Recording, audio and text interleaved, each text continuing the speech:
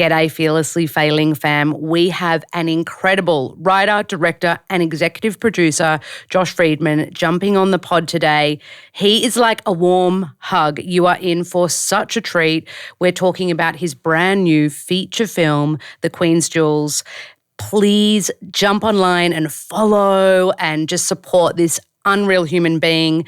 I hope you love this episode. So many pearls of wisdom, especially if you've got a creative heart like me. G'day.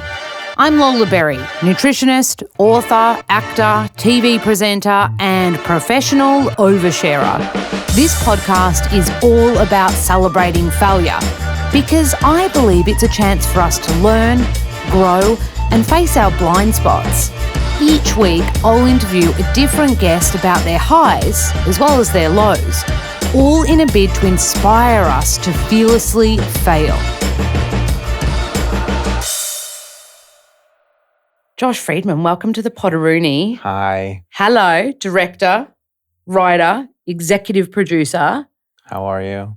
I want to know how you are. How do you feel? Because you texted me yesterday and you were like, listen, the first minute of an interview is hard for me. Why? It's true. I'm not the actor. I'm more comfortable behind the scenes.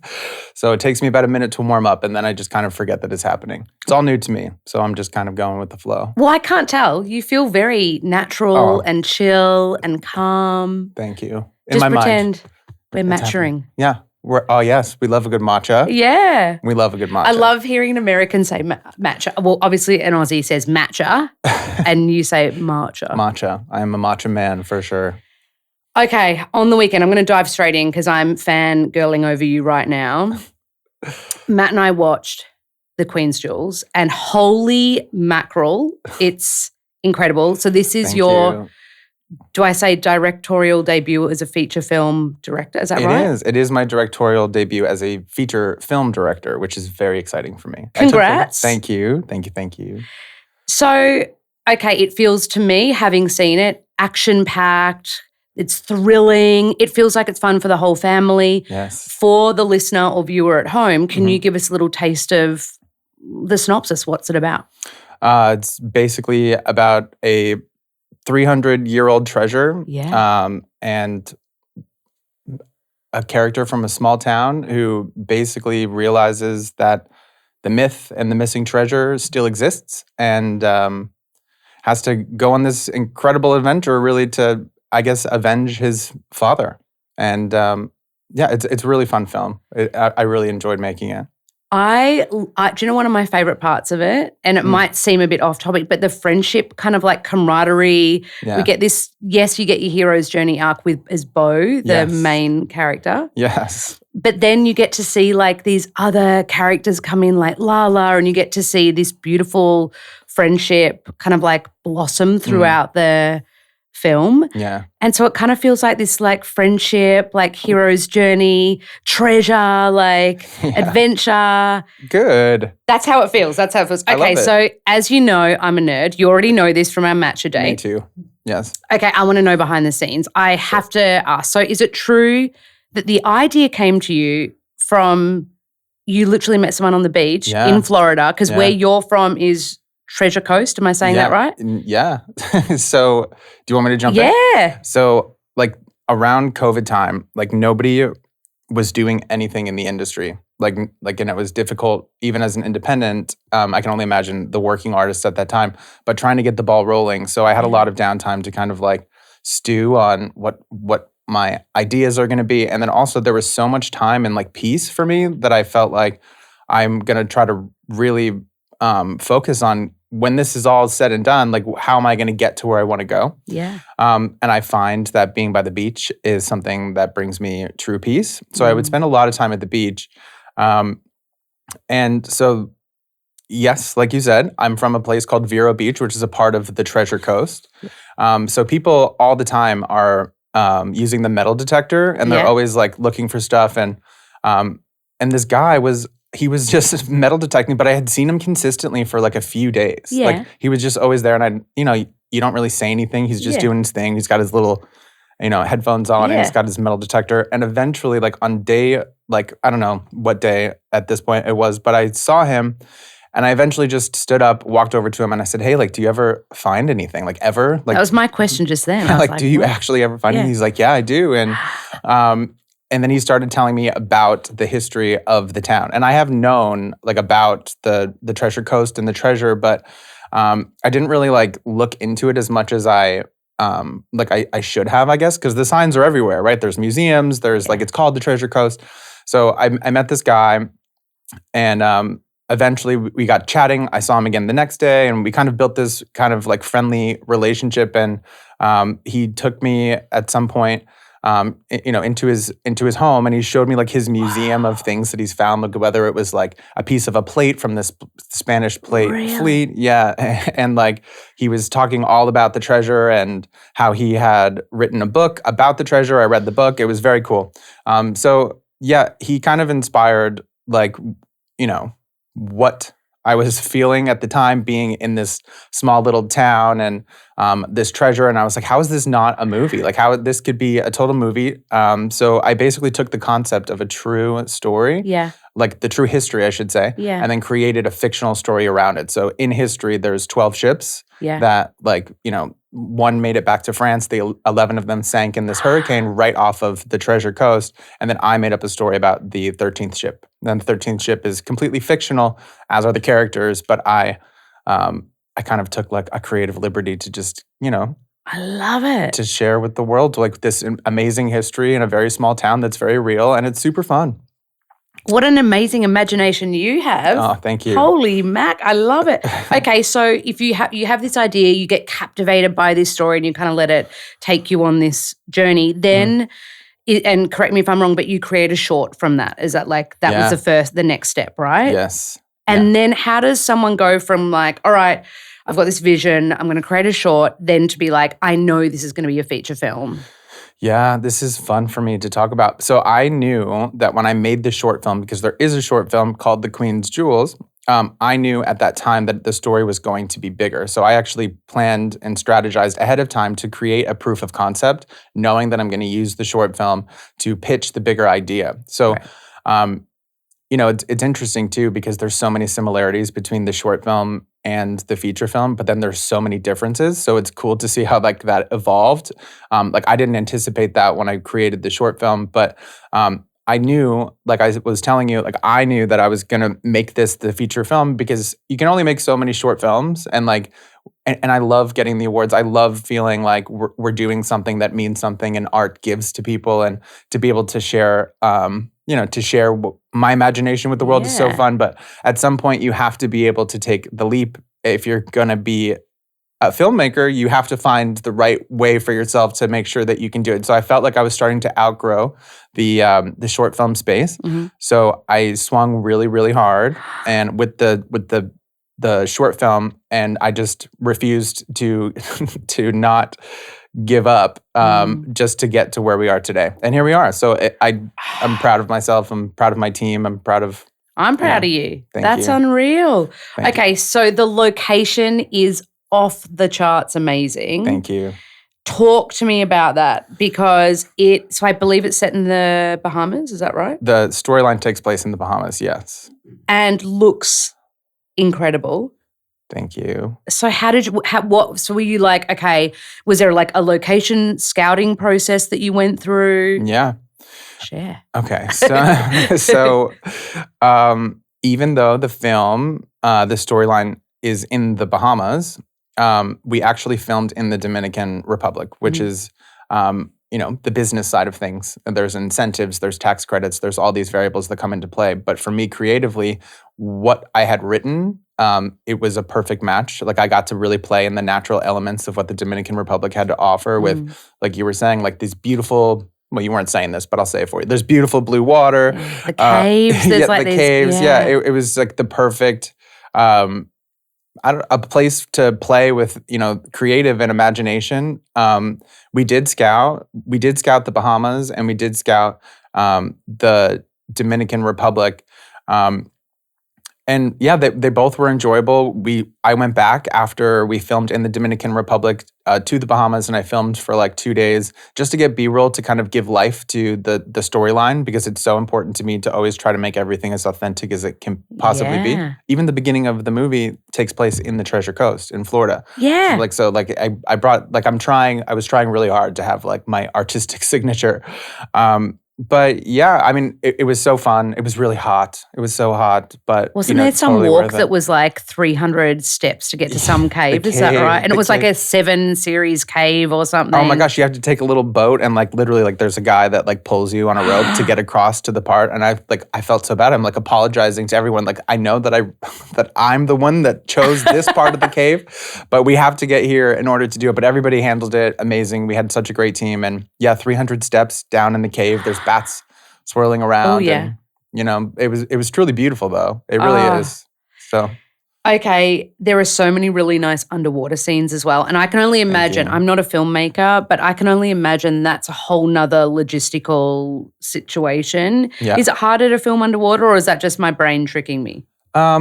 So it's, it is not as hard as you would think. Really? But there are complications that, when you're working with camera equipment and you are underwater, you have to take precaution. Yeah. And also in our case, we had to consider the weather. So I love that you loved the underwater scenes, but we actually had to switch from like actually filming in that cave. Yeah. Because it had there was a massive thunderstorm, and all the rain was dripping into the cave, so the water got polluted, and there was no way that myself or Linda, the EP, were going to allow anybody getting into that water without like health reasons. Yeah. But yeah, little did I know, like the day before, I'm like scouting it, and I'm like blowing water out of my mouth, like I'm like, oh, it's fine. Nope, the water is contaminated. But yeah, so we created the underwater sequences that you have in a water tank. And also, with set pieces and things like that. And there's like this box that you put it in. Yeah. I'm not a DP, but they know what I'm talking about. Yeah. And then you put the camera in. So you have to like also make sure that when the camera's in the little box that you are, that it's not fogging up and that it's clear. It's not as difficult as you would think. It's probably harder to do in the actual ocean when you're being tossed around by the currents and things like that. But yeah, I'm really happy with the outcome.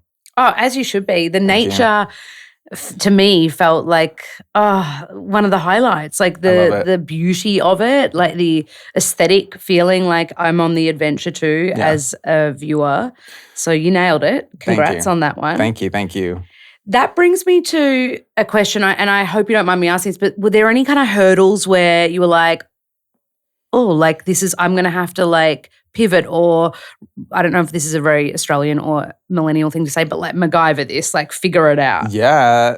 I think that like any filmmaker knows that, especially if you're in the director's chair, like being the decision maker, if you don't, okay, well, I feel like I'm about to go on a tangent, so I'm going to Oh, please. Please do. Being able to make a decision under a lot of pressure and a lot of stress is so important. And I think most of it is about your attitude, because if you feel like, hey, this is overwhelming and it's going to be stressful, there's so many people. We had over 400 crew members that are depending on you to make the right decision. So I think it's about if you don't make a decision, you're screwed. If you make a decision, see it through.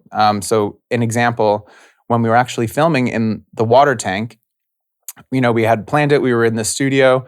We filled it up with a hose, this whole thing. We had a whole contraption to make something come out of the water, everything. But and the actors were true professionals. Like they were in the water, they were having fun, but I'm kind of like paying attention, and I hear them saying, yeah, it's cold, and everybody says it's cold. I'm like, I get it. But like they were not telling me that like how cold it was, which I give them respect for. Yeah. Because they wanted to do the best in their role. But eventually, like when I'm, taking, in between shots and I see them laying in the sun outside trying to like warm up, I was like, this isn't, we're not going to keep doing this. So on a dime, I guess, I just went to Linda and I went to our our first AD, and I was like, guys, we have a water tank outside that already has a set piece that we're going to be filming in, that we've already filmed in. Let's just do what we're doing over there. And they were like, but it's going to take so much time to move everything. And I said, guys, we're going to move this. And this actually was the last day of filming as well. So we had to get these shots. We had to finish it, or else we didn't have pieces to kind of connect to the film. We only had X amount of time in the Dominican Republic. So yeah, like we made the decision, and the trucks, the vans, the people, the cast, the whole crew, we moved from the water tank inside to the warm water that was like warmed by the sun, and it was beautiful and fun. And we did it, and it was so crazy and so interesting for me. And I know I made the right decision because the energy shifted when everybody was more comfortable and happy. And it was a great way to end the last day of filming. And I feel like I know I made the right decision, and it looks great. So I'm happy with it. It sounds like you've got a really great perception of like reading the room, especially if you've got, how many people do you say, 400 people that you're like, roughly.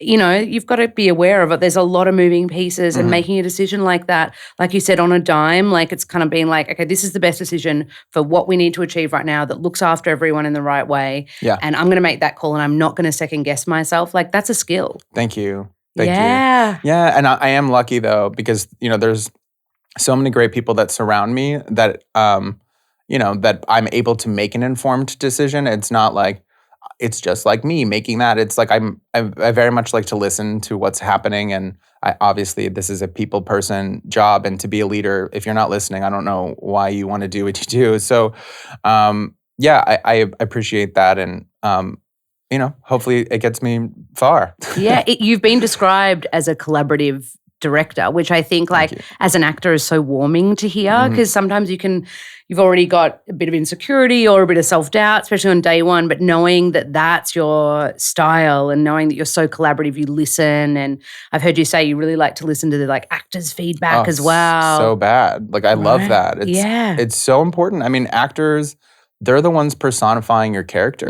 I feel like it would not behoove me at all to listen, to not have them have a say in who they're encapsulating. So when I was working with the actors, a few times they were like, "Hey Josh, this doesn't really happen often where you," I'm like, "What are you talking? Who are you working with?" Of course you should have a say in what you feel that you're doing. And I'm so happy that that they say nice things. And I love watching them be proud of what they've accomplished too. And it makes me feel like, as the director, that's going to be the best performance when they believe what they're doing. And if they believe it, I believe it. So I love to collaborate, and I think it makes for a cultivation of a happier set and a more productive environment to be creative and to feel free and safe. And artists are all vulnerable, and I want to be able to make sure that they feel safe.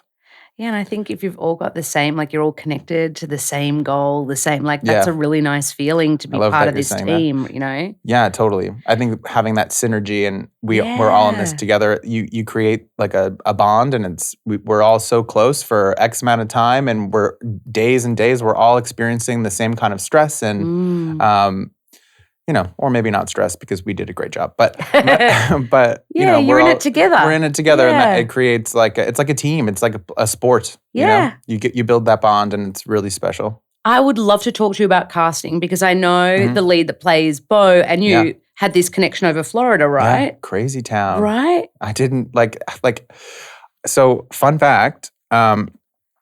Bo, Carson Rowland, incredible human, super charming, the sweetest guy, and incredibly talented. He was on my radar, and then the casting director, Bo for me was the most important. He's leading the film, right? Yeah. So I was so every time somebody would make a suggestion to me about who the actor was, I would always listen, or who it could be, consider this, consider that. I like to retreat. I put my head in my shell like a turtle, and then just really, really sit on it. And when I gave Carson that moment to to watch his auditions, and to see that, it was like no question for me. Like it was like, this is it. He's got that boy next door kind of like, he's so warm and friendly, and he looks like a baby Channing Tatum. So he does. So I was really, really pleased with my choice there, and I think he's just an incredible actor and person. He's a friend of mine. So how good. Was there a moment on set where, I don't know if you're sitting in your trailer or something, where it's just like such a pinch yourself moment, like, holy man, like you've got all this experience behind you, you've got all this experience, all these awards, short films coming out of the wahoo, you know what I mean? Like you're ready for this moment. You've done the work. You've worked very, very hard to be there. Yeah. But was there like a moment where you're like, oh my God, this thing is happening right now? Yeah, I think it was the fact that I had a trailer. Yeah. I was like, this is wild. So I think there were so many of them, so many of them. And I was trying to soak up as much as I could. And I'm so lucky because I didn't do this journey alone. I get to do it with my best friend and big sister, Linda Duncombe, who's also the executive producer and producer. And so yeah, together, I think we were just kind of like, starry-eyed and like, I'm like, do we hug? This is so crazy. Like, what do we do? How do we celebrate these moments and how do we share it? And it's just truly special to get to not be in this alone and to really feel like you are aligned and and to share it with somebody. And then to do, just like a really great job is always, I guess, like the cherry on top, right? Yeah. Oh, and to be like traveling and being in different locations and filming that, like you said, this came from you chit-chatting to someone on a beach. Mm. You've then gone and kind of like obsessed over the idea of it. I mean that in the best way ever. Oh, I did. I went to pawn shops. Yeah. I talked to people. I read books. Like, yeah. And then to see it like be on set, filming said thing, or like that vision from like potentially a storyboard, or you know what I mean, like fully being there and it all coming together, the cut, like I can only imagine it'd be like, oh my goodness. And you're so young. Oh, thank you. Yeah, you're welcome. Yes, all of it was like, there's so many of them. I think like showing up to set the first time and just like seeing all the vans and the trucks and the people, like, because I've interviewed and I've met the department heads and I've had my creative flow with them, but like actually showing up day one and just seeing like how much work goes has already been behind the scenes happening before I even showed up there. I'm just like, I want to shake everyone's hand. I want to say hello, like, I mean, I love it. I don't know. And then the actors performing, and when they're performing and I can really see that they care and the questions that they ask, I'm just like, what a gift that you're sharing that vulnerability with me and that you trust in the environment that we've created. Like it's just so special. And I mean, look, there's just too many moments. And I think in my mind, I think the whole experience itself is just like, you can't not look back and be like, wow, like what we just did was amazing. Like, I think it is. You need to write a book about this. This is like such an amazing journey. Like this is your own hero's journey. I have to ask, because a lot of young creatives listen to this pod or watch it. What's your advice, young directors, writers, or producers? Because I think when you get out of, definitely for acting school, but say film school, sometimes you'll get out of school and you've had you've been in this beautiful little incubator and you've been around all these other creatives. Yeah. But there sometimes can feel like there's a little bit of a disconnect between doing the thing you love in school and then going out into the real world and like putting on your business hat. Like you mentioned a few of the business side of things earlier. Like, what's your advice for a young creative that's like, I really want to do this thing. I just don't know where to start? Yeah, I like this question. And I feel like I'm not in a place to like speak like so objectively about what I think people should do, but from my experience, having an entrepreneurial side and a business side, I know that the creative world is like so enticing, you know what I mean? But like, and people, like they want the heart of it, and like it's so fun to get to be creative, and it's like the joy and the passion of what we all want to do as creatives. But if you're not thinking from a business perspective, and if you're not learning how to speak and gain credibility for the people that you'll be collaborating with that are going to be investing time and money into you, I feel like that's going to be more challenging for you. But the advice would be to just try to cultivate a business acumen, I would say, like just by doing it, doing like something, do the thing, try it, and then listen to your colleagues and listen to the people that you trust. There's going to be so many people as well that that try to say this is the right way, but if you don't believe that, then don't do it. Because you've got to trust your internal compass as well. You do, and there are people, though. I don't want to scare any new artist away, but you have to be able to trust the people that you trust, because we all don't know everything, but we do know what our hearts tell us and what our intuition tells us. And if you don't get a good feeling, there's probably a reason why. And I think yes, learning the business side is just as important as it is the creative, and that's why I think that. I and we are where we are today, because you can't do one without the other. And it really is a business at the end of the day. It's business, It's such good advice, because I think sometimes we think, oh, I'm a creative, this is where I need to be. But that savvy, I want to say like savviness and business, just like the understanding like what goes into being on a set, like the create and as well as an actor, like you need to be visible, you need to be seen. Like there is a whole other piece of the puzzle that isn't just the creative. And the creative is obviously why we do what we do. Of course. But the business is kind of like that magic bit that like clicks it all together, right? Yeah. I mean, let's say you're an actor and you have these incredible reels and posts and you're seen, and then you're speaking to a producer and they ask you a few different questions, but you're not able to validate like how great that you look and how you are and how you're able to get to where you are. I feel like it's going to limit your ability to. Yeah. It's great advice. Yeah. You need that combo. Yeah, but I could be totally wrong. Like, I love it. No, I'm very pro the combo. I'm very pro the combo. Yeah. So for people at home, how can we support the Queen's Jewels?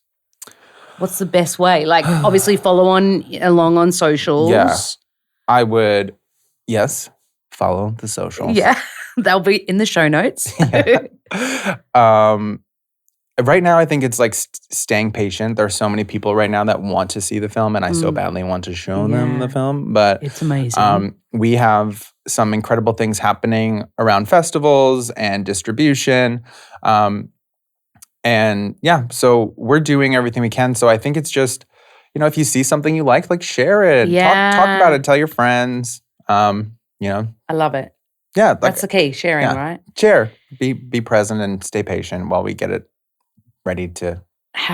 I'm so excited for you. Okay, now you and me met. Yes. At an Aussie lunch. We sure did. And you feel like an honorary Aussie. It might have been the mullet wig that we were all wearing, listening to In Excess. Yes.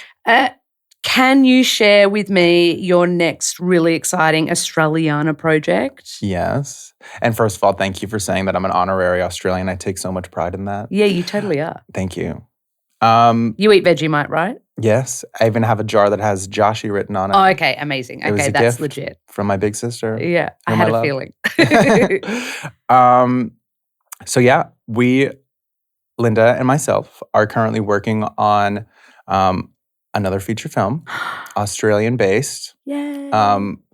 It is called The Great Emu War, and it is written by Monty Franklin and Rob Schneider, starring Monty Franklin, Rob Schneider, and John Cleese, which is very exciting for us. Yeah, that's incredible. Yeah, and it's such a great story. And, can I talk for a quick sec? Yeah. So I was actually really nervous when Linda presented this to me, because this is actually going to be in my whole career, I have never not written the things that I've directed. Yeah. So when this script came up and I read it, the story is just exceptional. Yeah. I love it so much. And Monty, who I've been spending most of our creative time with right now, he just did an amazing job with Rob and his team. And I think there's something in me that wants to protect what he has created. Yeah. And I'm finding that that's growth for myself as well, because I know what it's like to feel protective of my own work, but to be able to help somebody protect what they've done and have that kind of writing kind of background. It's just so important that he's in a safe place. And not to mention, I went to one of his comedy shows and he's brilliant. Yeah, so funny. He's oh my gosh, he's so funny. But I don't want him to know how good he is yet. Like we still have to work together. Monty is a good friend of the pod too, so we'll. It's just gonna be a lot of fun, and I'm really excited about this. Do you know the first thing you said to me about this when we were having our matcha/coffee date? What did I tell you? You said that you loved the story arc for Monty's character. Like that was what you loved about it. Because yes, for the people playing along at home, this is a true story in a sense. Like it's based on, there was, I believe in 1931, a great emu war where the Australian army and the emus literally were in a war. And spoiler alert, if they've listened to Monty's ep, they'll know this. The emus won. Yeah. Right? It's so funny. Isn't it wild? It's just so funny. Isn't it just like, but how exciting to film in Australia. Like, that's like. So exciting. As an Aussie, I'm just like, yes, I'm pumped for you. As an American, I'm pumped for me. Yeah. This is great. Have you started the location scouting process yet? We have started, but we'll be officially headed out there in a couple months. I think like November is what we're talking about, which is that's soon. Yeah, perfectly aligned with where we'd like to be. But we get like a whole bunch of pictures and things like that. We have an awesome producer named Scott who's working alongside Linda. Beautiful. And he's been sending us some stuff, and Monty and I have a look and we peek and we're like, ooh, can't wait to see it. Oh my goodness. I'm so excited. I feel like attached already. I'm like, okay, I'm excited. I'm on board. I'm like, I can't wait to see this come to life. Because when I first interviewed Monty 2 years ago, he was already telling me about it. That's how long this has been his baby for. Mm-hmm. Like, how cool to be part of that coming for sure. to life. I respect that more than anything. He's still going for it. And there's so much heart in what he's created and what he wants to bring to the table. And I'm lucky that I'm being trusted to be a part of that. Have you ever spent long periods of time in Australia? Yes. Okay, so you already know all your favorite things. I love Australia. I do. But you were also telling me that there's Byron Bay. Yeah, you have to go to Byron Bay. I want to go so bad now. Oh my goodness, it's the best part of Australia. Like, it's my favorite part of Australia. I have to go. Yeah, and because we were talking about you can do some great snorkeling and stuff there, right? Yeah, and you swam with whale sharks and stuff. That's the other side. That's Perth. But you can go out in Byron, you can go out kayaking with dolphins and green sea turtles, and little turtle heads pop up. They're so cute. It's so cute. Sounds perfect. Okay, I could talk to you about Australia all day long. I'll give you a whole list of Byron Bay things to do. Make sure you visit Byron as well. Just do your location scan, then be like, okay, Linda, we're just going to do a week in Byron to round this trip up. Just a real quick little pop in. Yeah. Okay, so a quote I read about you I love, and it is this: you've been described as having a relentless creative spirit. And I was like, oh, yes. But my question for you is, what happens on those days where, because I described it as like having a little flicker in your heart, and you kind of need to fan that flicker to turn it into a wildfire, right? I love it, yeah. But there are days when you think, like it can feel hard, and it can feel like you're behind or you're blocked a little bit creatively. What do you do to re-empower and re-inspire yourself on those days? Oh, yeah. Yeah. First of all, I love the analogy of the fanning of the flame. I think it was well said. And I can relate to that. I have like a visual that comes to mind and like my own emotional approach to that. But yeah, I think for me, I love, I know this sounds like sad or something, but I love my alone time. Me too. I have to find my own space. Yeah. And in that space, if it's just music or, being on a walk and watching two people interact, and I was like, that would be like a cool little, snippet to have a character do something like that. Yeah. And then my brain just starts to go and go. And for me also, I love like nature in general. Like there's just something about like being connected to something that brings me peace, that allows the creativity to flow. Oh, yeah. There's a word I'm going to teach you. It's called biophilia, healing power of Mother Nature on human beings. Ooh. So you're a biophilia person. I'm biophilia. You can see it in your movie. You can 100% see it. Like, thank you. Okay. There is so much, my friend. Okay.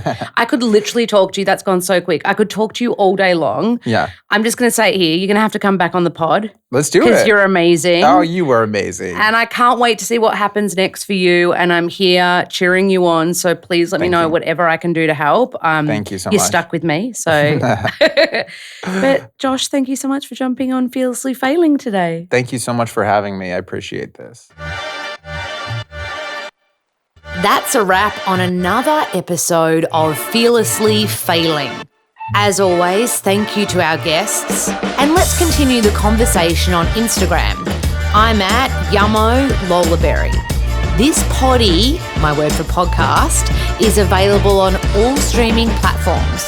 I'd love it if you could subscribe, rate, and comment. And of course, spread the love.